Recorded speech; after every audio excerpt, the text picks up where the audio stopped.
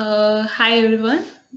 So my name is Niharika and I am currently working as a senior software engineer at 1MG, and 1MG is into healthcare basically. So and I recently became a Google developer expert last month, and I have been into Android for the last 5 years. So I would say being here and being in the virtual world as due to COVID or pandemic happening, um, this is the way I can be I will be meeting more people like you, and being with students is always a fun. And I as professionals can get a guidance around the things they want to start. They have some their peers, so from them they can learn things. But what happens with when we are starting with the career, it's like when you did your 10th, then for +2 you had to choose medical, non-medical, commerce, arts. I think this is the same phase right now, and choosing a good career for you is always a confusion as what path should I choose. If I fail in something, how should I approach for other things?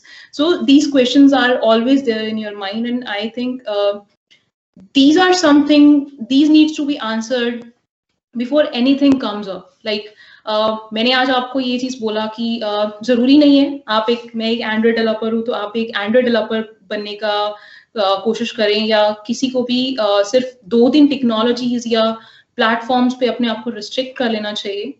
What happens is आप अपना path हमेशा अपने आप choose करते हैं.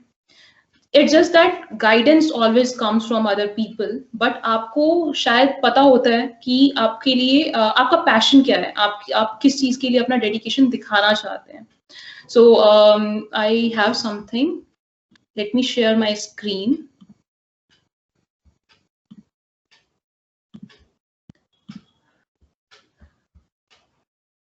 Can you guys see my screen? Can anyone tell that this? Yes, your screen is visible. Okay. So I know we have this how to become an Android developer, but becoming an Android developer is not something which I want to discuss. It shouldn't be the main agenda for the talk. I want you to be a software developer first. I want you to be a software engineer. Take the things like you want to become a software engineer rather than becoming something for a specific framework.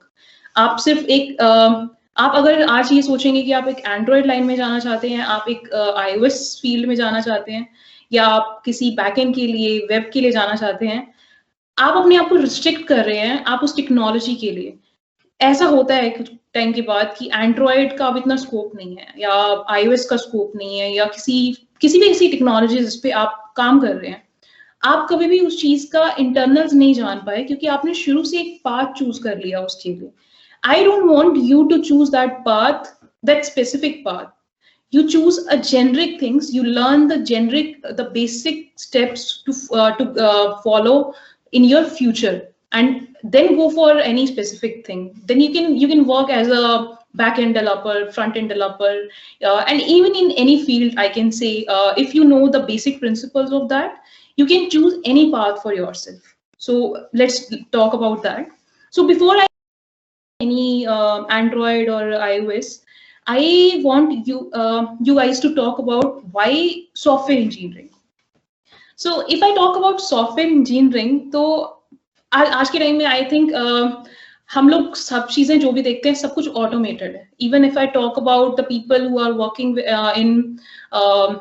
in electrical companies or electronics like Maruti, Suzuki, Yamaha, these companies, या और भी बहुत सारी ऐसी companies हैं जहाँ पे आप अगर डॉक्टर्स की बात करो, डॉक्टर्स भी अपनी चीजों को रिकॉर्ड करने के लिए अपने पास एक सॉफ्टवेयर रखते हैं क्योंकि हर चीज ऑटोमेट होने लगी है, ह्यूमन से काम हटकर एक सॉफ्टवेयर पर आ गया है।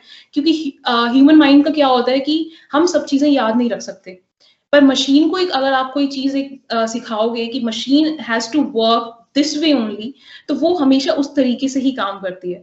तो लोगों ने उन चीजों के लिए मशीन ड्रिवन सॉल्यूशंस बनाने स्टार्ट किए, इसलिए सॉफ्टवेयर इंजीनियरिंग इज एवरीवेयर।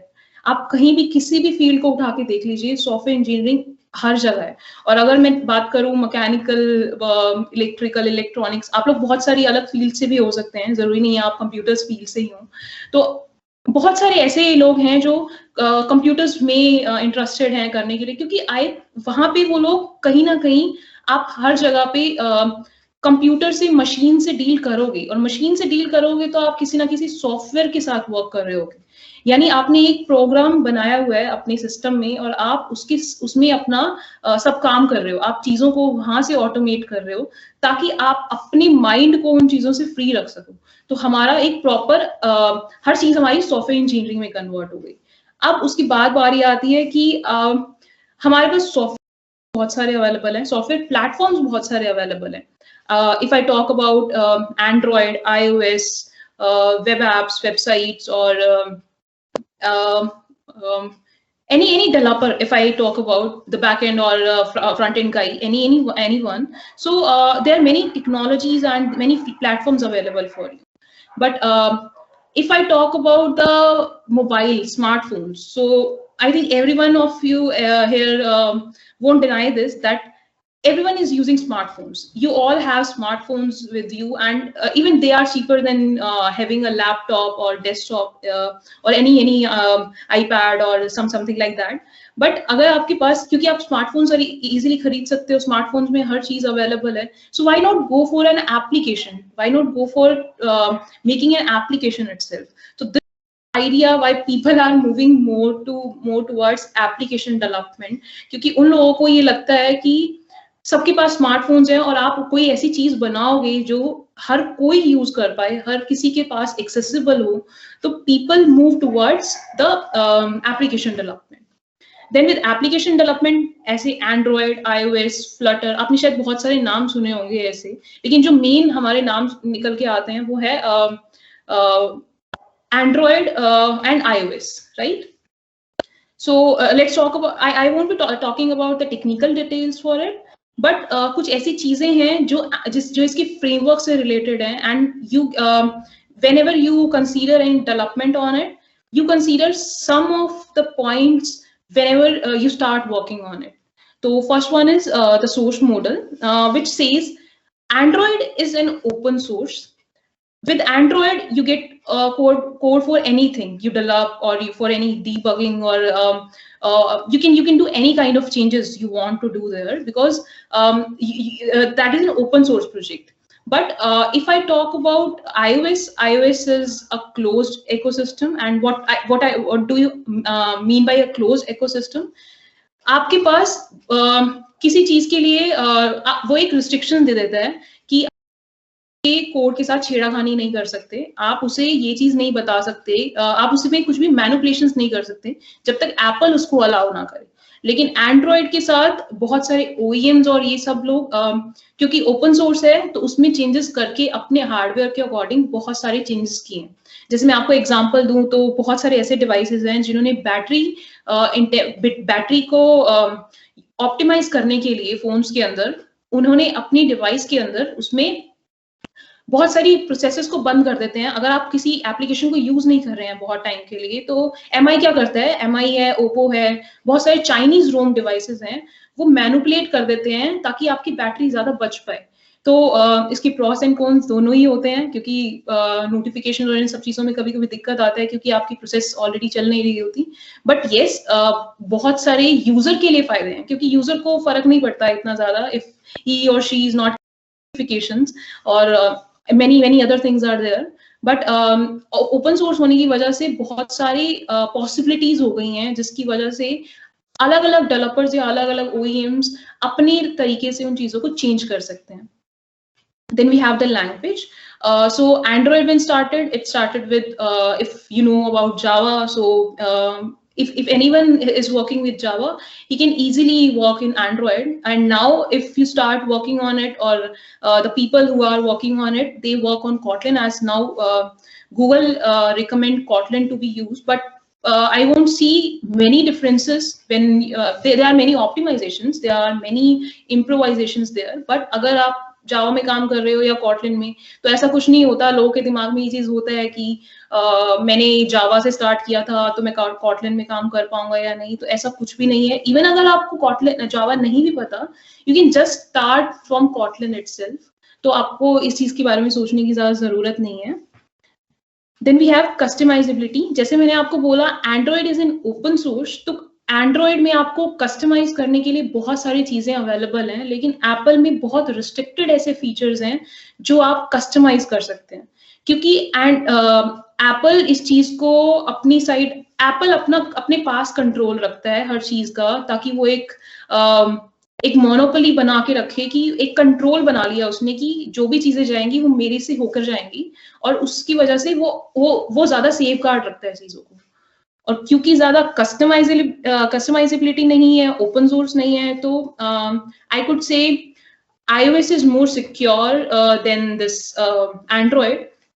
और अगर मैं सिक्योरिटी की बात करूं, तो आपका क्या होता है iOS में, whenever you are building any application in iOS, so all your users, and even if any Apple update comes up, so what happens is every user will be using the same update on their phones. लेकिन Android के साथ क्या होता है, Android की updates आती रहती हैं. Android 10 है, 9 है, 11 है, अभी भी लोग Android 4 पे हैं, Android 5 पर हैं, 6 पर हैं. तो बहुत बार ये डिपेंड कर जाता है OEMs के ऊपर. गूगल की डिवाइसेस हैं या स्टॉक एंड्रॉइड फोन्स हैं आपके, वो आपके बहुत जल्दी अपडेट हो जाते हैं, लेकिन आपके जो iOS लेकिन आपके सब डिवाइसेस नहीं हो पाते, क्योंकि वो OEM के ऊपर कहीं ना कहीं डिपेंडेंट होता है कि जब OEM वो अपडेट आपके फोन में देगा, then they will be getting updated, और उसके बाद वो आपके पास पैचेस या सिक्योरिटी की कुछ एनहांसमेंट्स हुई हैं तो वो आपके पास आ पाएंगी. लेकिन iOS के साथ ऐसा नहीं है, क्योंकि iOS आपका कहीं ना कहीं उसको एक तरीके से वो अपने वो सब फोन्स में एक ही अपग्रेड ऑलमोस्ट चला रहा होता है. जब भी कोई अपग्रेड आती है तो वो सबको देता है, तो उससे क्या होता है, आपने जो भी एनहांसमेंट्स किए हैं वो सब यूजर्स को मिल पा रही होती है. Then we have the development time and cost.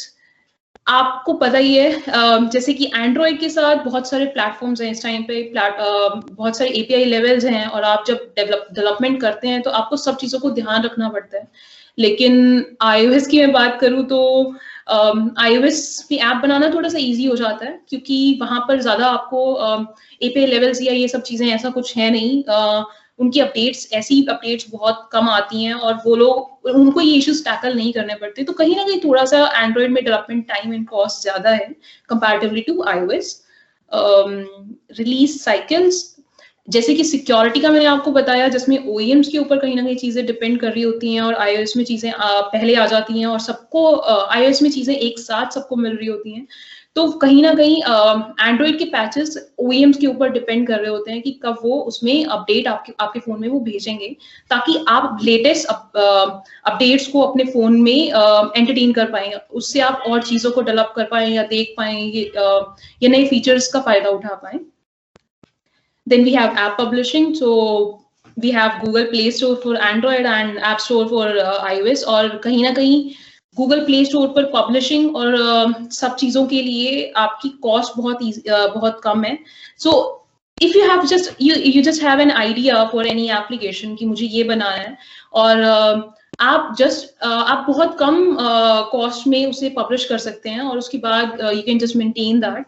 But iOS में कहीं ना कहीं वो थोड़ा सा ज्यादा है, थोड़ा नहीं, आई थिंक बहुत ज्यादा है उसके कंपैरेटिवली. सो आपके लिए, और गूगल प्ले स्टोर पर क्या होता है, क्योंकि ऑलमोस्ट आपका जो मार्केट शेयर है एंड्रॉइड का, विद इन अ सर्वे एक ये चीज आया था कि अराउंड 64%, मोर देन 64% आपकी जो पब्लिक है, पॉपुलेशन है, they are using Android phones. And इसकी वजह से आपका कहीं ना कहीं बहुत सारी एप्स और ये सब चीजें आपकी गूगल प्ले स्टोर पर बहुत सारी अवेलेबल हैं. लोग अपने आइडियाज वहां पर शेयर करते रहते हैं, और क्योंकि ओपन सोर्स है तो कोई भी अपना idea just they get some source और उससे वो उसकी हेल्प से वो अपने आइडियाज को डेवलप करते हैं, तो कहीं ना कहीं वो मार्केट शेयर और एंड्रॉयड का चीपर होने की वजह से बहुत सारी चीजें अवेलेबल हैं गूगल प्ले स्टोर के ऊपर हमारे पास। So now this was about Android और iOS, जिसमें आपके कुछ पॉइंट्स फॉर कंसिडरेशन है, और ये कहीं ना कहीं जनरल पॉइंट्स हैं। जब आप कोडिंग करने जाते हैं, ये सब चीजें हैं, वो कुछ ना कुछ स्पेसिफिक चीजें हो जाती हैं, but these are some points जो आपकी कभी भी चेंज नहीं होंगे, और ये इस तरीके से ही रहते हैं। And one should consider while developing an application for Android, and I think market share matters a lot for you. And as like if you are developing an application for I would say India or Pakistan, so many people are with Android phones, and as यहाँ पर Android ज़्यादा cheaper है as compared to other countries. So हम लोगों को वो population देखकर भी किसी चीज़ को develop करना चाहिए, मुझे ऐसा लगता है। और Android is everywhere, ऐसा नहीं है कि सिर्फ यहाँ पर है, Android हर जगह है। It's just that कुछ proportion ऊपर नीचे होता है, लेकिन almost आपका अगर देखोगे तो Android is more than iOS, if I say.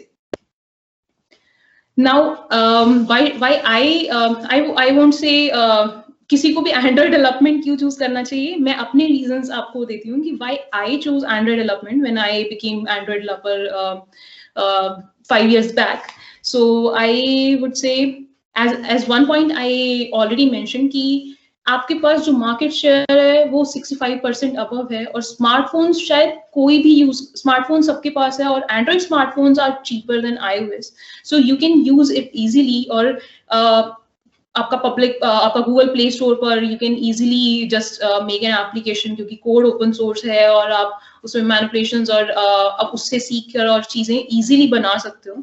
तो कहीं ना कहीं आपके पास वो एक अपॉर्चुनिटी है चीजों को डेवलप करने की और लोगों तक पहुंचाने की।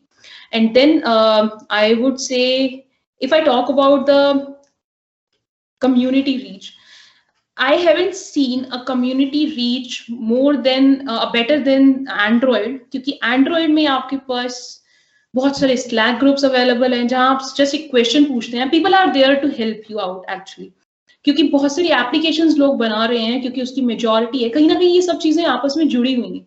आप उस चीज को देखोगे तो Hey Niharika, sorry for interruption. We have a question here. Yeah. What about hybrid apps? How you make them and its pros and cons? Hafiz Mohammed Saifullah. Okay, should I take it in between or should I take it after this? You can take it in between. Okay, so अभी इस time पर मैं बात करूँ hybrid का, तो hybrid हमारा Flutter और रिएक्ट नेटिव कहीं ना कहीं है अभी। सो फ्लटर कहीं ना कहीं अब बहुत इम्प्रूवमेंट में है पहले के बजाय, और मैं किसी नेटिव या हाइब्रिड को खराब या कोई बेटर या वर्स नहीं इन चीजों में कंपेयर नहीं करूंगी। लेकिन अगर आप बात करो इस नेटिव जो होता है ना, जो यूआई और यूएक्स आपका नेटिव के पास है, हाइब्रिड अभी तक वो स्टेज पर नहीं आ पाया है। हाइब्रिड में कहीं ना कहीं आपके पास ये अपॉर्चुनिटी है कि आप दोनों एप्लीकेशंस एंड्रॉयड और iOS के लिए डेवलप कर पा रहे हो। बट अगर मैं बात करूं Kotlin की, so Kotlin now has Kotlin multi platform, और just if you know Kotlin, if you are working with Kotlin, you don't need to learn any other language or any other like if I talk about React Native, so you had their JavaScript or like that, so you don't need to learn another language for that. You just need to know Kotlin.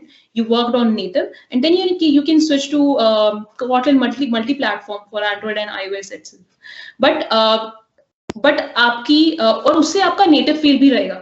Kotlin से अगर आप ये चीजें कर रहे हैं, Kotlin में ये चीज है कि आपके पास वो नेटिव फील रहेगा। लेकिन अगर मैं फ्लटर और रिएक्ट नेटिव की बात कहूँ तो वो बेटर हो रहे हैं। मुझे आगे का फ्यूचर में हो सकता है वो बहुत बेटर भी हूँ, लेकिन Kotlin ने भी अपना एक स्पेस, एक जगह ऐसी बना ली है कि वो चीजों को नेटिव फील में ही बहुत एनहांसमेंट्स कर रहा है। तो ऐसा तो मुझे लगता नहीं है कि उसका कभी भी ऐसा स्कोप जाने वाला है।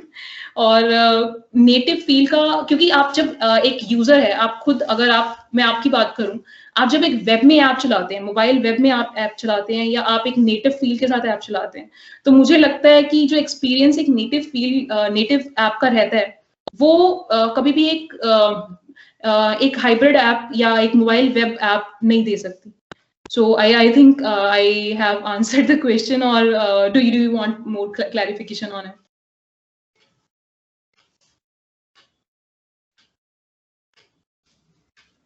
Ahmed, is my answer satisfactory, or should I? Yes, you may continue. Okay. It's there. Okay.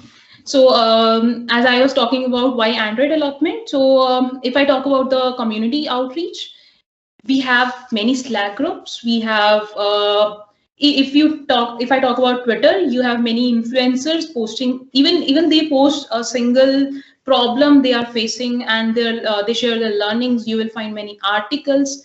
And trust me, आपके कॉलेज सिलेबस से बहुत बेटर है एंड्रॉइड की डॉक्यूमेंटेशन, बहुत इजी लिखी हुई है. और code labs, you must have seen code labs for everything. Everything comes up new, आप उसकी डेवलप कर सकते हो, उसको कुछ भी चेंजेस आप प्रैक्टिस कर सकते हो उसको साथ ही साथ. तो कहीं ना कहीं वो बहुत बेटर है औरों से. And also the main point is, आपके पास एक एंड्रॉइड डिवाइस है, आप जब एप्लीकेशंस को देखते हो तो आप ना उस नजरिए से देखते हो कि यार ये अच्छा नहीं लग रहा, ये बहुत अच्छा लग रहा है, मुझे लगता है ये इस तरीके से हो सकता था. So you are itself by default a UI designer, because now you know that I want my flow to be like this. मेरी स्क्रीन ऐसा होना चाहिए, मुझे बटन्स यहाँ लगाने चाहिए. आप बहुत सारी एप्स को देखते हुए ऑलरेडी एक डिजाइन दिमाग में बना चुके होते हो. सो कहीं ना कहीं वो आपका ऑलरेडी हेल्प कर रहा होता है. So you itself a UI designer, and you can build many great applications from that. And as हमारा मार्केट शेयर बहुत अच्छा है, सो आपके पास बहुत करियर अपॉर्चुनिटीज बहुत अच्छी हो जाती हैं इस चीज को करने के लिए, क्योंकि आपके पास सैलरी अपॉर्चुनिटीज, मैं अगर एंड्रॉइड की बात करूं, सैलरी प्रपोर्शंस की बात करूं, तो एंड्रॉइड का सैलरी प्रपोर्शंस बहुत अच्छा है कंपेयर टू iOS हियर. और क्योंकि आपके पास एप्लीकेशन बहुत सारे अवेलेबल है, आइडियाज बहुत सारे अवेलेबल है, और million of applications are already there जिसको लोग एनहांस कर रहे हैं, आइडियाज को प्रेजेंट कर रहे हैं. तो आपके पास करियर अपॉर्चुनिटीज तो कभी खत्म नहीं होती हैं इसके अंदर. And other than that, you are now, as there are many people using smartphones, so now you are building something for the next billion users. And I must say कि आप खुद imagine कीजिए कि आप किसी अपना आइडिया किसी इतने लोगों के सामने अगर प्रेजेंट कर रहे हैं, तो you should be proud of making it. So you are building something which will have a good reach, like any application you can see. If people when Facebook or any application other, I just remember Facebook. So जैसे Facebook start हुआ तो WhatsApp या Facebook है, कभी उन्होंने सोचा नहीं था इस चीज के बारे में कि वो इतना ज्यादा पॉपुलर हो जाएगा. लेकिन we are making but they knew कि Android smartphones या iOS, the smartphones are getting used everywhere, so people will use it somewhere. So just have this thought in mind, and you can just be the best Android developer, or best iOS or best application developer there. And now as I talked about Android, so I think it would be unfair if I don't talk about this Google Android SDK. And even this question came from you guys only. So we have this Google Android SDK. What exactly does it mean is, this SDK stands for Software Development Kit. So आपके इसके अंदर सब libraries और utilities होती हैं आपके पास, जिससे आप एप्लीकेशंस को डेवलप करते हो. लाइक आपके पास मैं आपको एक बार दिखाती हूँ. ये आप जब किसी एप्लीकेशंस को डेवलप करने जाते हो, आपने एमुलेटर देखा होगा, आपने एडीबी के साथ काम किया होगा. ADB is Android debug bridge. आपने एंड्रॉइड वर्चुअल डिवाइसेस जो बनाते हो आप, तो ये सब चीजें आपकी एसडीके के अंडर आती हैं. आप जितने भी आपके प्लेटफॉर्म टूल्स हैं, तो जैसे ही देखो आप जब भी कोई नया हमारे पास कोई भी नई अपडेट गूगल निकालता है तो वो उसके साथ ही एसडीके को भी अपडेट करता है, जिसमें आपके ये एंड्रॉइड 9, 10, 11 इनके टूल्स अवेलेबल होते हैं जिससे आप एप्लीकेशन को डेवलप कर पाते हैं और उसके चेंजेस देख पाते हैं, उसकी एपीआई में क्या चेंजेस हुए हैं, उसकी लाइब्रेरी से आप क्या नए चेंजेस को यूज करना है आपको। तो all these comes under SDK only, this software development kit. और उसमें आपकी सॉफ्टवेयर डेवलपमेंट किट में you will find this SDK platforms, SDK tools and SDK update sites. So in this SDK platforms, you can see all these Android 4, 5, 6, 8, 9, 10, 11, and you can just install whichever emulator or whichever Android virtual device you want, or then you can mostly we don't have all type of devices, all platform devices. So what we do is we install it from the image from here, and then we make a emulator और उससे हम run करते हैं. Then we have the SDK tools. So SDK tools के अंदर आपका सारे build tools आते हैं और आपके प्लेटफॉर्म टूल्स आते हैं। जो प्लेटफॉर्म टूल्स की मैंने बात की, जैसे कि आपका ADB है वो इसके अंडर आता है। और बिल्ड टूल्स की अगर मैं बात करूं तो बिल्ड टूल्स में आपके ये ट्रेस व्यूज और ये सब आते हैं। आपका जितने भी इसको हेल्प करते हैं, आपके एप्लीकेशन को बनाने के लिए हेल्प करते हैं, सो वो सारे टूल्स एसडीके टूल्स के अंडर होते हैं। गूगल रिपोजिटरीज हैं, गूगल के जितने भी आपके प्ले सर्विसेज और ये सब चीजें, क्योंकि प्ले सर्विसेज तो आप you will be needing that, आप गूगल की बहुत सारी सब चीजों के साथ डील कर रहे होते हैं, तो you will be needing that. Installer की ये इम्यूलेटर की बात करूँ तो इम्यूलेटर को फास्ट करने के लिए we have this HAXM installer. So there are many tools. Then this SDK update sites. This contains all the updating sites जहाँ से आपके पास गूगल की अपडेट्स, एंड्रॉइड की अपडेट्स आ सकती हैं, एंड्रॉइड के जितने भी टीवी वेयर्स या नॉर्मल है एंड्रॉइड की रिपोजिटरी से। सो बाय डिफॉल्ट ये सब चेक्ड होते हैं। आप अगर चाहो तो you can just uncheck it कि आपको वहां से अपडेट्स को लिसन नहीं करना है, otherwise Android studio will listen for the updates. अगर यहाँ कोई भी अपडेट आता है तो आप जब एंड्रॉइड स्टूडियो में जाते हो तो you can see there are check for updates, और ये बहुत सारी अपडेट्स आई होती है कि एंड्रॉइड स्टूडियो अपडेट कर लो या आपके प्लगइन्स अपडेट आते हैं, तो ये सब चीजें हमारी ऑलरेडी चेक्ड होती है यहाँ पे। सो आपका एंड्रॉइड एसडीके की जितनी भी अपडेट्स होती हैं वो होती हैं आपके एंड्रॉइड एसडीके मैनेजर के अंदर, और ये एंड्रॉइड एसडीके मैनेजर ही है जो इन चीजों को संभाल रहा है, जहाँ पे आप अपडेट कर पाते हैं। SDK is software development kit जो आपकी सॉफ्टवेयर लाइब्रेरीज हैं। एसडीके मैनेजर इज जो एसडीके को अपडेट करने का काम कर रहा है, आपकी जितनी भी रिलीजेस और ये सब चीजें होती हैं उनको अपडेट जो कर रहा है, ये हमारा एंड्रॉइड एसडीके मैनेजर है। Then now you know, if मैंने आपको कन्विंस कर लिया कि आपको एंड्रॉइड डेवलपमेंट चूज करना चाहिए या नहीं करना चाहिए, so people might have this questions कि आपको अच्छे रिसोर्सेज कहाँ से मिले। आई वुड से गूगल इट, क्योंकि गूगल करोगे तो बहुत ज्यादा आपके पास रिसोर्सेज अवेलेबल हो जाएंगे, और फ्री एक्चुअली बहुत सारे आर्टिकल्स ही, और स्टैक ओवरफ्लो पे आप कोई भी क्वेश्चन पूछते हो या कुछ भी, आपके पास बहुत सारी चीजें अवेलेबल होती हैं। लेकिन ये कुछ फ्री रिसोर्सेज हैं जिनसे आप सीख सकते हो, और मुझे पता है स्टूडेंट लेवल पे हम लोगों को फ्री रिसोर्सेज की ज्यादा जरूरत होती है, कहीं ना कहीं हम ढूंढ रहे होते हैं। Most of them are free, और you can just start learning from scratch, और you can then move to taking some course अगर आपको बहुत इंटरेस्ट है। और मुझे लगता है शायद कभी कभी इन चीजों की जरूरत नहीं पड़ती है, अगर आप शुरू से ही उन चीजों को, उन बेसिक्स को आप सीखते आ रहे होते हैं, फ्री रिसोर्सेज से ही आपका बहुत सारी चीजें आप कर सकते हैं। सो these are some free resources. And then so this was a question. I asked Ahmed to take some questions, so he asked me to have some project ideas. I would say don't take the ideas which I am giving you, because then you are restricting yourself to my ideas, to my mindset. मैं जो आपको बोल रही हूँ, मतलब आपने वो restrict कर लिया कि जैसे मैंने आज आपको बोला कि you can have the calendar invites, और maybe you can build your own music app, video app. So आप मेरी आइडियाज को देख के उन चीजों को चल रहे हो, बट अगर if you are passionate about learning something, और जैसे मैंने आपको बोला you are already a UI designer, आप बहुत सारी एप्लीकेशंस अपने फोन में देखते हो, बिल्ड समथिंग विच, कोई भी आप एक एप्लीकेशन पिक कर लो जो आपको बहुत अच्छी लग रही है, अगर आपको स्टार्ट ही करना है चीजों के लिए, उसका कुछ रेप्लिका बनाने का स्टार्ट करो, या कोई भी एक स्क्रीन उठा लो and then start building over it. When I started, so मुझे गेम्स का बहुत इंटरेस्ट था, तो मैंने कुछ टिक टिक टॉय, कैलकुलेटर, और मैंने, क्योंकि बहुत बेसिक होती हैं जिससे आप स्टार्ट करते हो. I built a game, I don't remember it.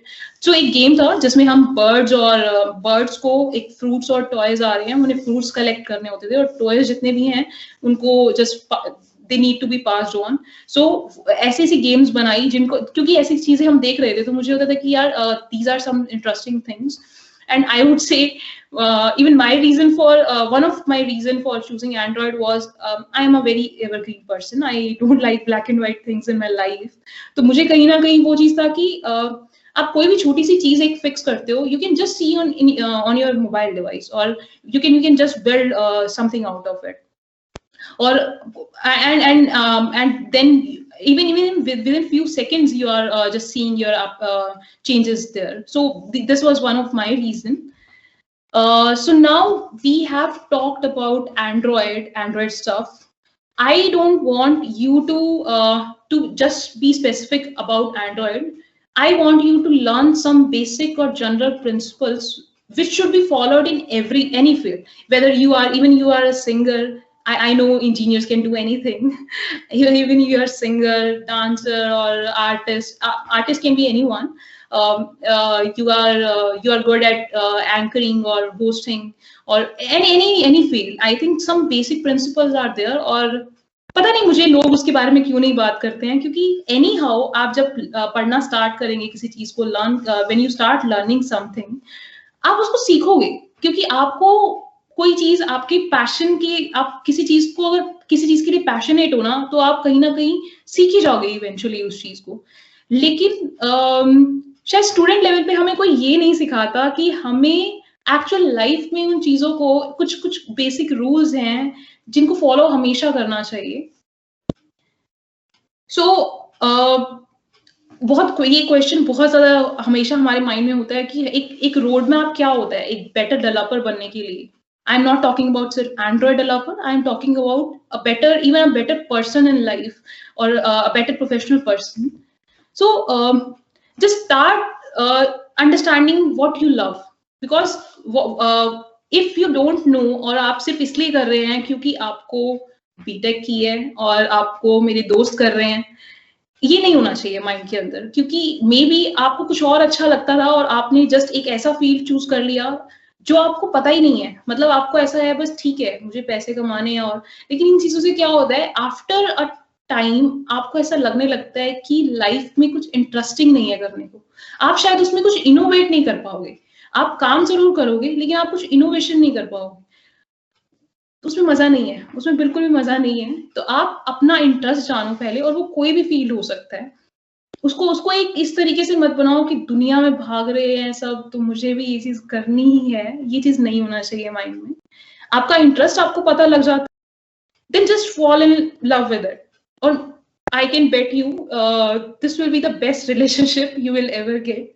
क्योंकि अगर आप किसी चीज से प्यार करते हैं, मुझे नहीं लगता कि उस चीज से आपको कोई अलग कर सकता है एक्सेप्ट यू. तो वो कहीं ना कहीं वो चीज हमेशा माइंड में होनी चाहिए. एंड देन नाउ बहुत बार हमारे माइंड में ये चीज होता है कि यार मैं ये क्वेश्चन पूछूं तो will I look stupid in front of people. So ये कभी नहीं होना चाहिए आपके माइंड में. आपको लगता है कोई चीज स्टूपिड भी है, उसको पूछो. क्योंकि even question like what is Android, ऐसी चीजें भी पूछो लोगों से. क्योंकि आपके माइंड में अगर शुरू से कोई चीज क्लियर नहीं है ना, वो चलती जाती है, और वो कहीं ना कहीं वो हमेशा एक डाउट वाला स्टेट रहता है, और आप चीजों को आगे बढ़ के नहीं सीख पाते हो. क्योंकि आप हमेशा हेजिटेट करोगे चीजों को पूछने में कि शायद never judge yourself, never ever reject yourself. I can say let other people decide. Even उनके डिसाइड करने से भी आपको फर्क नहीं पड़ना चाहिए. just ask any question, any stupid question, and this is the only road map. So ये कोई ऐसा नहीं है कि मैं आपको लर्निंग रिसोर्सेज बताऊंगी कि हाँ यहाँ से पढ़ के आप बहुत अच्छा कर जाएंगे.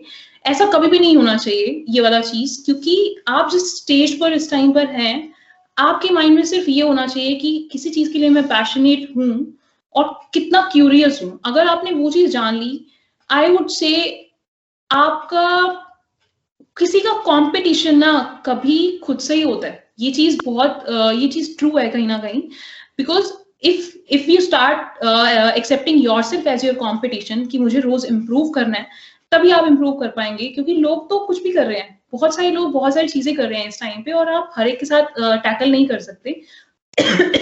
कोई आपके शूज में नहीं है, और कोई बहुत जल्दी चीजों को कर जाता है, कोई बहुत जल्दी नहीं कर पाता है, लेकिन आप अपने हिसाब से कर रहे हैं चीजें। आप you need to be happy with what you are doing, just एक कंपटीशन लेवल के लिए नहीं होनी चाहिए कभी भी चीजें। देन अनदर क्वेश्चन वाज, ये लोगों के माइंड में बहुत होता है जब वो कॉलेज से अपना निकलते हैं कि मुझे एक प्रोडक्ट बेस्ड कंपनी में जाना चाहिए या एक सर्विस बेस्ड कंपनी में। तो मैं एक मीनिंग समझा देती हूँ इसका कि मेरा प्रोडक्ट और सर्विस बेस्ड से क्या मतलब है।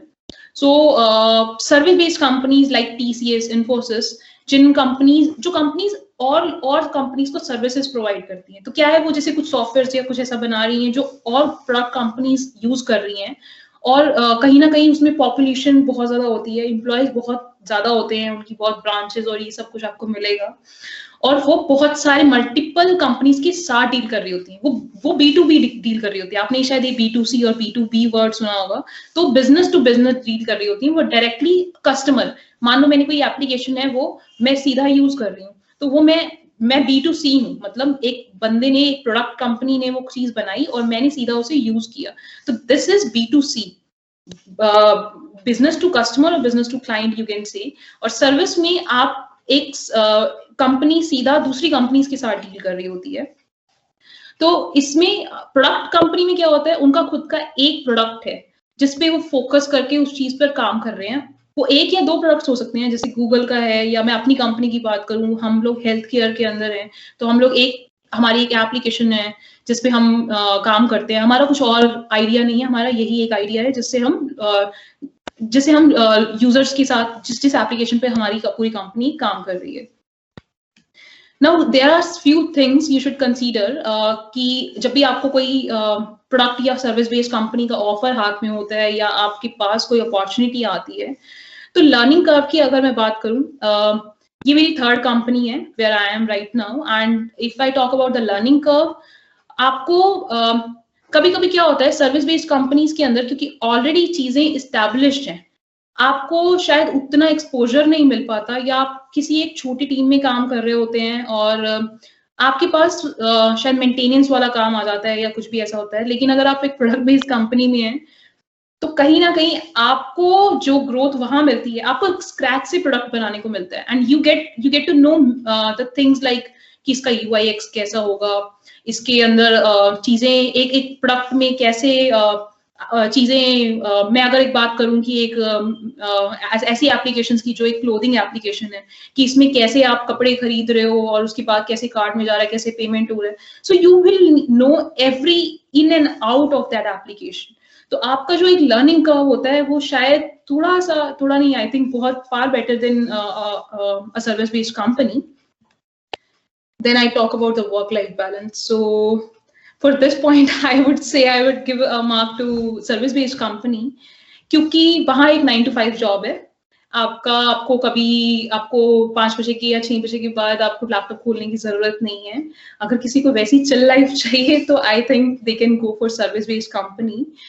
बट अगेन जिस स्टेज पर आप लोग हो, मुझे नहीं लगता आप लोगों को वर्क लाइफ बैलेंस का सोचना चाहिए, क्योंकि जो स्टार्टिंग के स्टेजेस होते हैं, जो एक यंग ब्लड, इस टाइम पे आप लोग जितने पैशनेट होते हैं चीजों को करने के लिए, वो धीरे धीरे क्योंकि हमारी रिस्पॉन्सिबिलिटीज और सब चीजें बढ़ती जाती हैं, लोग शादी होती है और बहुत कुछ ऐसा लाइफ में आ जाता है, तो लोग शायद तब कंसीडर करें ये पॉइंट्स। तो आई कैन से कि हाँ ठीक है, बट जिस टाइम आप लोग एक कॉलेज लाइफ से एक यंगस्टर्स निकलते हो, उस टाइम पे हमें कभी भी इन चीजों का नहीं सोचना चाहिए। आपको उस टाइम पर आपको अगर वीकेंड पे भी काम करना पड़ रहा है, आपको रात को भी काम करना पड़ रहा है, जस्ट लर्न थिंग्स। अगर आपको नहीं भी काम करना पड़ रहा है, मुझे लगता है खुद से चीजें आप सीखते रहो, तो वो work life balance should matter at that time. Then I talk about growth.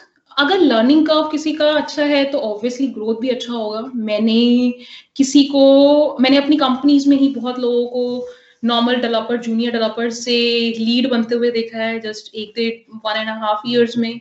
लेकिन अगर मैं बड़ी कंपनीज की बात करूं तो कहीं ना कहीं वो सब चीजें, या पे स्केल की बात करूं तो आपको बहुत इजीली इन कंपनीज में मिल जाता है, क्योंकि आप डेजिग्नेशन के साथ साथ आपकी ग्रोथ हर तरीके से होती है, पे स्केल के अकॉर्डिंग भी और चीजों के अकॉर्डिंग भी।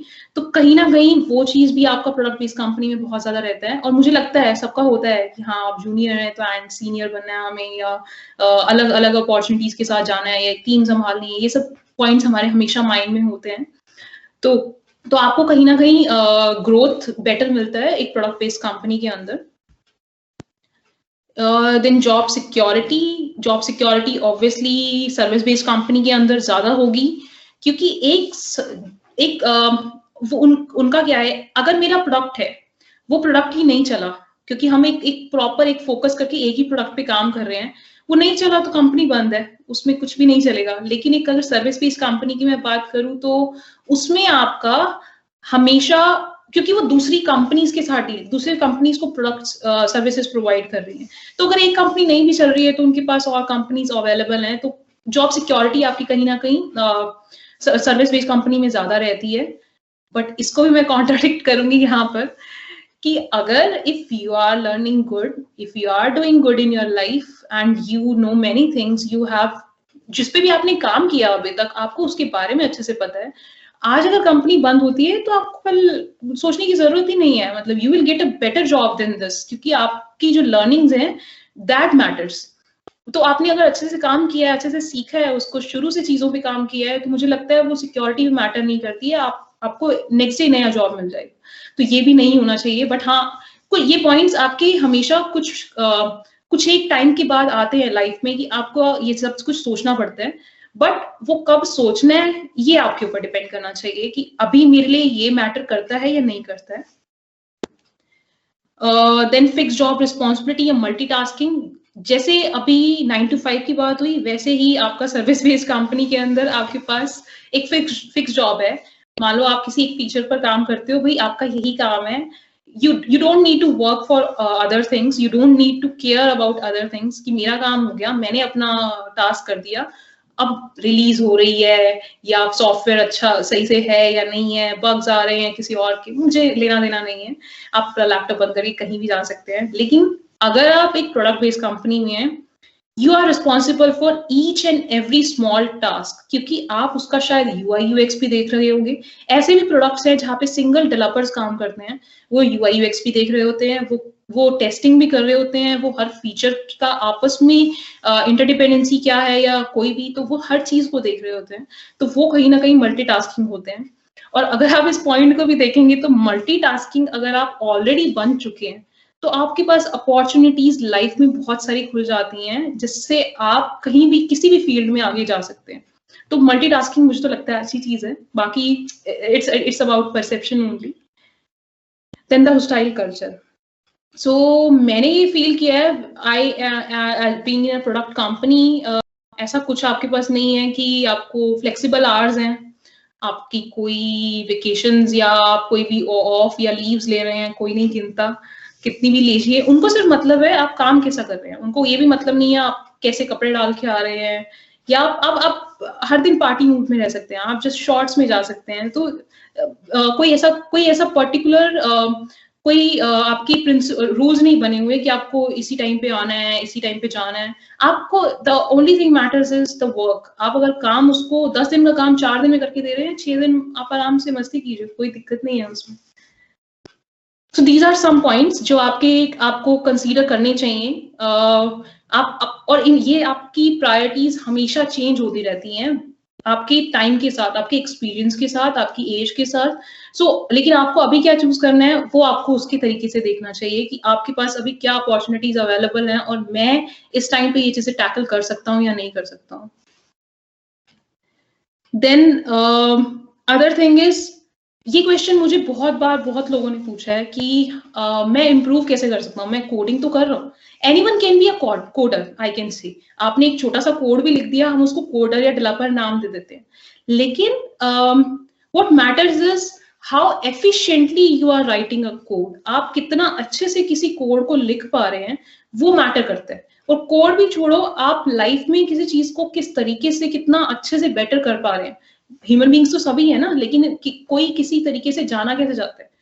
आप मैं अगर कॉलेज की बात करूं, टॉपर्स की बात करूं, या मैं ऐसे बात करूं कि आपके पास बहुत सारी आप स्पोर्ट्स में भी अच्छे हो सकते हैं, आप किसी भी चीज में अच्छे हो सकते हैं, तो आप कहीं ना कहीं और लोगों से अलग कैसे जाने जा रहे होते हैं। कहीं ना कहीं कुछ तो ऐसा होता है ना लाइफ में, जिन रूल्स को या जिस डेडिकेशन को आप फॉलो कर, अच्छे लोग रखना, अच्छे नहीं सही लोग रखना जरूरी है। अच्छे तो सभी होते हैं, सही लोगों का मतलब ये है कि ऐसा नहीं होना चाहिए कि आप आगे बढ़ना चाहते हैं और आपको लोग आके कह रहे हैं कि यार ये अच्छा नहीं है, ये तो तू नहीं कर पाएगा, ये चीज नहीं है। आप छोटी सी भी चीज कर रहे हैं, आपके आसपास लोग ऐसे होने चाहिए, आपको रोज गाइड कर रहे हैं, आपको रोज मोटिवेट कर रहे हैं। पॉजिटिव पीपल होना बहुत जरूरी है लाइफ में। आपके पास अगर एक या दो लोग भी ऐसे हैं, तो वो मोटिवेशन कभी जाती नहीं है आपकी। वो एक बार बाहर से आनी मोटिवेशन जरूरी है, उसके बाद तो खुद ही सेल्फ मोटिवेट रहता है बंदा और कुछ भी कर सकता है। लेकिन फर्स्ट टाइम मुझे लगता है कि हमेशा आपके आसपास वो पॉजिटिविटी रखना बहुत जरूरी है, क्योंकि जितने नेगेटिव लोग होंगे आपके कल्चर में, आपके साथ क्या होता जाता है, वो खुद तो करेंगे ही नहीं कुछ भी और आपको भी नहीं करने देंगे। तो ये चीज नहीं होनी चाहिए। देन अब कोई भी आप प्रोग्रामिंग करते हो किसी भी लैंग्वेज की, वो एंड्रॉयड हो, iOS हो, और मैं आपको एक चीज और बता दूं, आप किसी भी लैंग्वेज, आप किसी भी वेब डेवलपमेंट, एंड्रॉयड, iOS, किसी भी डेवलपमेंट करेंगे, किसी भी फ्रेमवर्क प्लेटफॉर्म के साथ काम करेंगे, सब में एक ही चीज होती है, वो है आपकी सॉलिड प्रिंसिपल्स और आपकी प्रैक्टिसेस। आप कितना एफिशिएंटली किसी चीज को कर सकते हो और आप उनको उन प्रिंसिपल्स के साथ करते हुए आ रहे हो या नहीं आ रहे हो। सबका अंडरलाइन प्रिंसिपल सेम। मैं अगर डेटाबेसेस की बात करूं, मैं अगर स्टोरेज या और चीजों की बात करूं, सिक्योरिटी की बात करूं, अंडरलाइन फ्रेमवर्क हर चीज का सेम है, क्योंकि है तो सॉफ्टवेयर ही ना। एट लास्ट हर चीज जो बन रही है आपकी, अगर मैं सॉफ्टवेयर दुनिया की बात कर रही हूँ, तो वो एक फ्रेमवर्क, सब एक ही प्रिंसिपल पे चलते हैं। और अगर आपने वो चीज सीख ली, तो आपको, अगर आज के टाइम में आप, अभी किसी ने मुझसे हाइब्रिड का क्वेश्चन पूछा था, मुझसे लोग पूछते हैं कि यार मन नहीं करता तुम्हारा कि तुम फ्लटर सीखो या ये सब चीजें हैं। अभी मुझे एंड्रॉइड में मजा आ रहा है, बट ऐसा नहीं है कि मैं फ्लटर नहीं सीखना चाहूंगी, या कभी भी मुझे कभी लगेगा मैं जरूर सीखूंगी उसे, मैं उसके बारे में पढ़ती रहती हूँ। लेकिन वो इंटरेस्ट शायद अंदर से आने वाली बात होती है। लेकिन अगर मैंने, आपके लिए कोई लैंग्वेज मैटर नहीं करना चाहिए। आज के टाइम में वो लैंग्वेज यूज होना बंद भी हो गया। बहुत लोग पहले .NET और PHP यूज करते थे, अब इतनी नहीं यूज होती वो। लेकिन वो डेवलपर अपने आप को किसी और लैंग्वेज में किसी और लैंग्वेज में अडेप्ट इसलिए करवा पाए हैं क्योंकि नाउ दे नो कि वो प्रैक्टिसेस उनकी जो थी वो कहीं भी यूज कर सकते हैं। लेकिन अगर उन्होंने शुरू से वो अपना डेटा स्ट्रक्चर्स या प्रॉब्लम सॉल्विंग अच्छी नहीं रखी होती, तो मुझे नहीं लगता कि उनको किसी और लैंग्वेज, क्योंकि वो शुरू से भी .NET ही कर रहे होते। तो कभी भी अपने आप को किसी लैंग्वेज के उसमें मत बनाओ, लैंग्वेज के डिपेंडेंट मत बनाओ कि किस दिन ये चला गया तो मैं कैसे काम कर पाऊंगा। उसके प्रिंसिपल्स को जानो और उसके अकॉर्डिंग काम करो। देन फीडबैक्स, लोगों का ये होता है कि यार मुझे तो, मैंने कोई चीज बनाई और इसने खराब कैसे बोल दिया इसको। इस चीज को मत सोचना कभी भी। इवन अभी तक मैं, I love to write articles, और मैं 5-6 लोगों से उसको पहले रिव्यू कराती हूँ और उसके बाद आगे देती हूँ। मैंने बहुत सारी प्रेजेंटेशंस देते हुए, जब मैंने स्टार्ट किया, मैंने पूरी प्रेजेंटेशंस बदली हैं, क्योंकि कोई एक बंदा ऑलरेडी उसमें एक्सपीरियंस्ड है, या उसने आपके लिए टाइम निकाला क्योंकि वो आपको एक बेटर पर्सन बनाना चाहता है।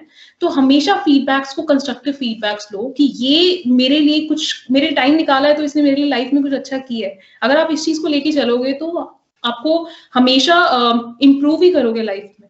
तो ये हमेशा रखना कंस्ट्रक्टिव फीडबैक, चाहे आप किसी भी एज पे पहुंच जाओ, चाहे आप एक सीनियर हो, आप एक लीड बन जाओ, या आप किसी भी, कितना भी टॉप पे पहुंच जाओ। मम्मा पापा की बात भी तो मानते हो ना, उनकी भी सुनते हो ना कहीं कि आपको लगता है कि वो चीजें सही बता रहे होंगे। तो ऐसे लोग होंगे आपके आसपास जो आपको हमेशा इंप्रूव भी करने के लिए करेंगे। तो ये कभी नहीं आना चाहिए कि मैं आप तो सीनियर, या मैं गूगल डेवलपर एक्सपर्ट बन गई हूँ तो मेरे को सब कुछ पता है, या मैं सब कुछ सही कर रही हूँ। ये कभी नहीं आना चाहिए आपके माइंड में। देन ये बहुत जरूरी है। अब क्या होता है कि आप लोग ना, जब लोग कहते हैं मैं 4 दिन प्रैक्टिस कर रही हूँ या कर रहा हूँ, मैं 5वें दिन नहीं कर पाता उस चीज को। ये पता है कब आता है? ये तब आता है जिस दिन आप एक दिन छोड़ देते हो कोई चीज को करना। आप अगर आप 1 घंटा या 2 घंटा एक दिन में दे रहे हो, then someday you are like आज नहीं करते, कल करते हैं इस चीज को। वो कल जो होता है ना, वो कभी नहीं आता। तो आप अगर उस दिन अगर आधा घंटा भी निकाल के उस चीज, कोई नई चीज सीख रहे हो या उसके ऊपर काम कर रहे हो, उस पैशन को मत जाने दो। वो किसी भी फील्ड में आप लेके आओ, और अगर वो आधा घंटा भी उस दिन काम कर लिया ना, आपने किया है काम। तो जरूरी नहीं है 8 घंटे या 4 घंटे लगाना ही जरूरी है इन सब चीजों के लिए। आपने उसके लिए उस दिन हाफ एन आवर भी लगा लिया तो बहुत है, लेकिन हर दिन सीखना बहुत जरूरी है। आप लाइफ में भी तो चीजें सीखते हो ना, हर रोज कहीं ना कहीं किसी ना किसी से। तो उस चीज को अपना कहीं ना कहीं इन चीजों प्रोफेशनल लाइफ में भी लेके आओ कि आपको चीजें सीखते रहना है हमेशा लाइफ में, एवरीडे। देन क्या होता है कि हम लोग सोचते हैं हमने पहली बार ही कोई चीज बनाई है और वो चल जानी चाहिए। आपने बहुत सारी स्टार्टअप्स के बारे में ऐसा सुना होगा कि वो चल नहीं पाई, तो उनको कभी भी आप फेलियर्स नहीं मानोगे। उन्होंने एक्सपेरिमेंट किया, चीजें सीखी, और उनसे एक लर्निंग्स जो ली हैं उन्होंने, वो लर्निंग्स को अप्लाई करके माइट भी वो कोई और स्टार्टअप खोल रहे हैं, या माइट भी बहुत सारी किसी अच्छी कंपनी में जाके उन लर्निंग्स को यूज कर सकते हैं। तो आपको experiment,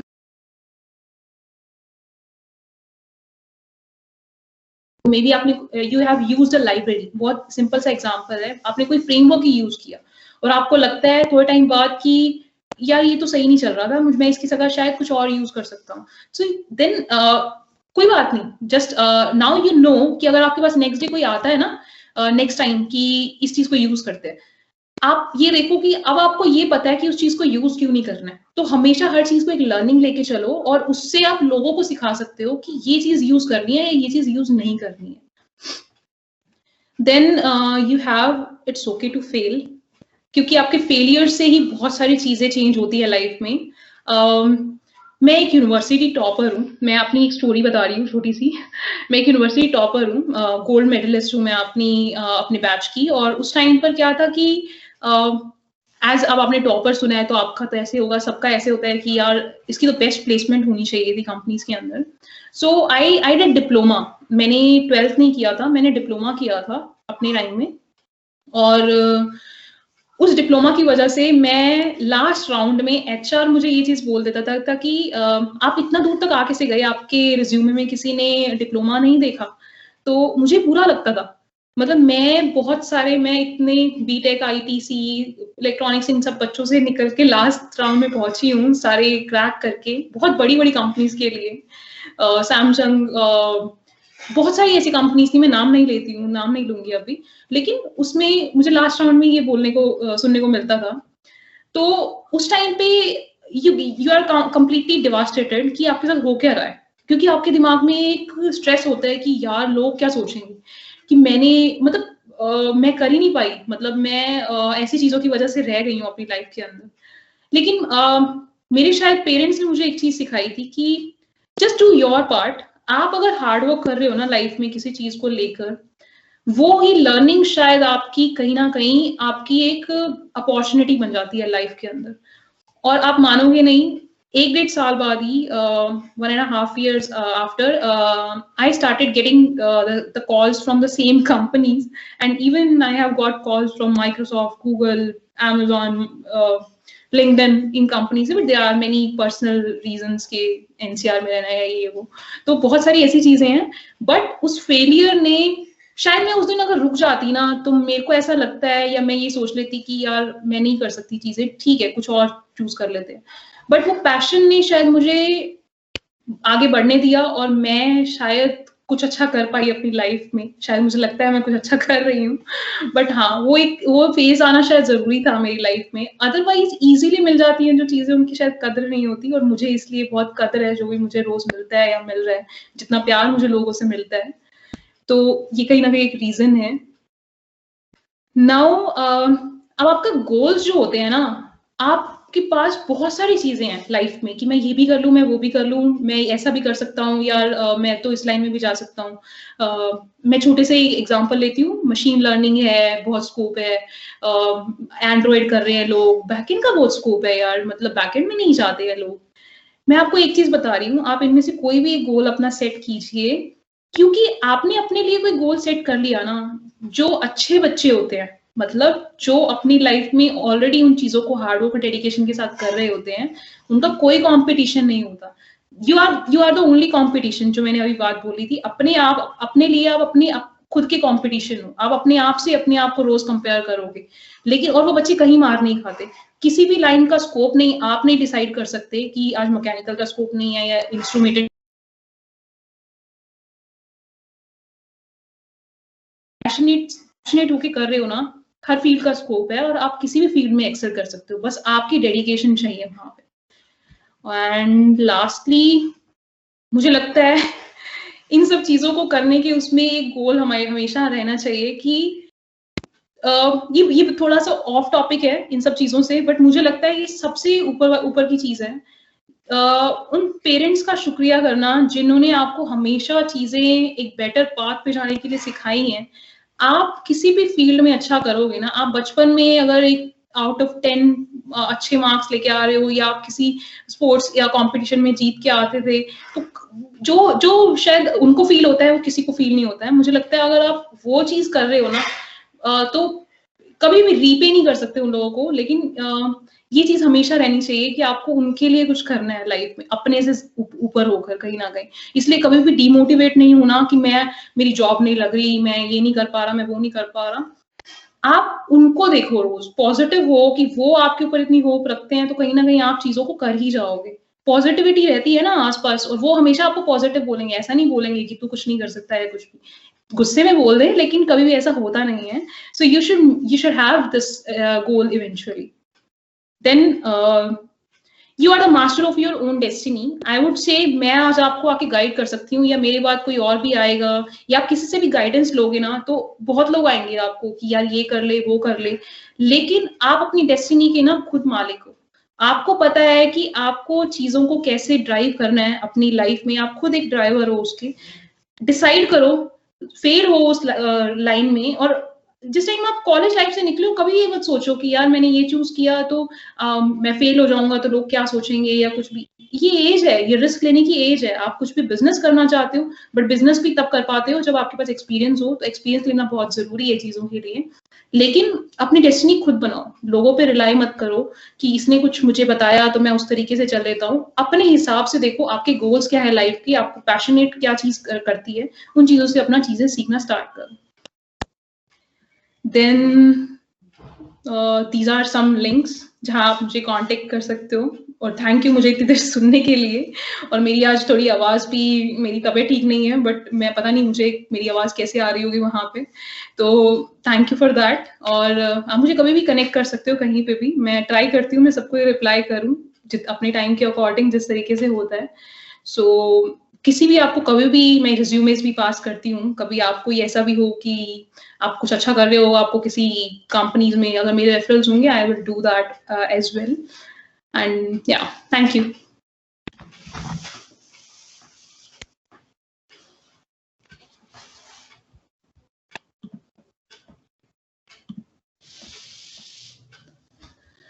and thank you Ahmed for inviting me here, क्योंकि स्टूडेंट्स के साथ होना, और मुझे लगता है कि जिन क्वेश्चंस का आंसर करना इनको हमेशा अच्छा लगता है, वो शायद प्रोफेशनल्स के साथ डील करके नहीं होता।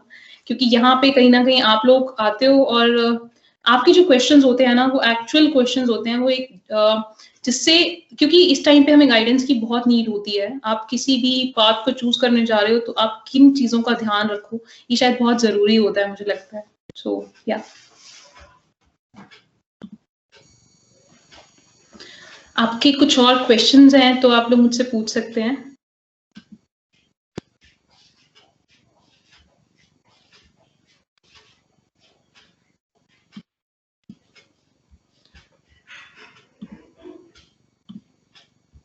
मोहम्मद, कुछ क्वेश्चंस या कुछ हैं? मुझे आपकी आवाज नहीं आ रही है।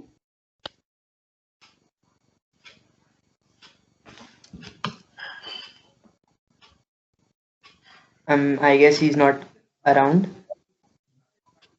Okay, कुछ questions हैं किसी के भी? I would love to answer. We had few questions. If I can ask you, let me get those in chat. Okay, मैं chat खोलती हूँ। लोग बात भी कर सकते हैं या चैट से ही they can ask question? They can ask only in chat. Okay. So one of them was asking about developer.android.com. Can you talk about that? Official documentation. Exactly what जो मेन वो साइट है, आपको सारी जितने भी Android के resources और जितना भी एंड्रॉइड की अपडेट्स आती हैं या जितनी भी एपीआईज आती हैं, सो आपको उस साइट पर हर चीज मिल जाती है। कोड लैब जो मैंने आपको बताया था, वहां पे आपको प्रैक्टिस करने को मिल जाती हैं वो सब चीजें जो भी आप नया वहां पर देखते हो। तो वो उसी की बात कर रही थी, जो मैंने एंड्रॉइड डॉक्यूमेंटेशन की बात की वो वही है, developer.android.com। और आपकी सारी क्लासेस और जितना भी उसके अंदर कोड है।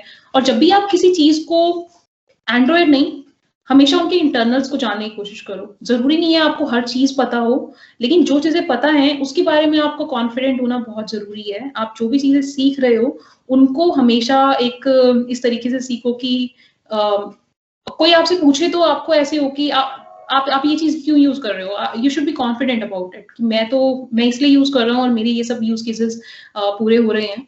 जरूरी नहीं है, जब तक आपको कोई चीज, एक रीजन नहीं है किसी नई चीज को यूज करने का, जरूरी नहीं है आपको उसको चीज को सीखना है। मुझे भी बहुत सारी चीजें नहीं पता और मैं तब तक नहीं सीखूंगी जब तक मुझे जरूरत नहीं है उस चीज की कि जस्ट आ रही है कोई चीज तो मैं सीख रही हूँ क्योंकि मुझे पता होना चाहिए। ऐसा नहीं होना चाहिए कभी भी।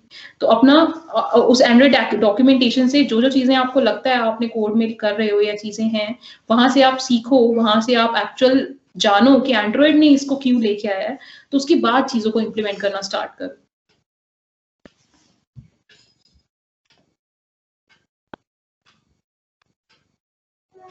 मेरा Facebook page name, best what is best API live for wifi audio socket in Android. Wifi audio socket, मैंने उस पर काम नहीं किया है वाईफाई ऑडियो सॉकेट पे, बट मैं देख सकती हूँ। मेरे को ढूंढना पड़ेगा इसके लिए। मैंने इस ऑडियो सॉकेट पे नहीं काम किया है। नॉर्मल मैंने सॉकेट्स पे नहीं, मैंने मैसेजिंग के लिए काम किया था और मैसेजिंग के लिए सर्वर्स का पता है मुझे थोड़ा, जिन पे XMPP और या फिर आपका नॉर्मल तो TCP/IP यूज करते हैं, बट वो नहीं यूज करते हैं जो व्हाट्सएप वगैरह आपके यूज करते हैं ये सब चीजों के लिए। बट ऑडियो सॉकेट का मुझे अभी नहीं पता होगा क्योंकि ये कभी मिला नहीं। How to land a job at Google as developer. Okay, एक तो ये चीज है, अपने माइंड में कभी, पता नहीं मेरा शायद ये परसेप्शन है कि अपने ड्रीम्स को रिस्ट्रिक्ट मत करो कि आपको सिर्फ गूगल में जाना है, आपको सिर्फ माइक्रोसॉफ्ट में जाना है, आपको सिर्फ लिंक्डइन में जाना है या बड़ी बड़ी कंपनीज में। आपको बेटर करना है लाइफ में। आपको जहां भी रहते हो, जिस कंपनी में या जिस जगह भी आप काम कर रहे हो, वहां पे आप पहचाने जा रहे हो सब अदर डेवलपर से।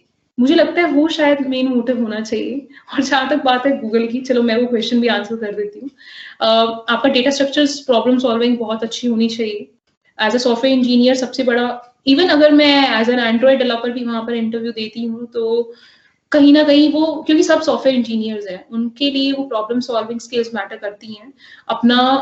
अपना वो चीज स्ट्रॉन्ग करो। और एज अ फ्रेशर मुझे लगता है आप लोग सिर्फ प्रॉब्लम सॉल्विंग पर ध्यान दो। आप लोग उस लीड कोड शेफ या हैकर अर्थ, हैकर रैंक, इन पे अपना रैंक अच्छा करो। अगर आप ये सब चीजें कर रहे हो ऑलरेडी, तो कहीं ना कहीं पहली बात तो आप ऑलरेडी एक अच्छा स्कोर बना चुके हो, तो आप अपने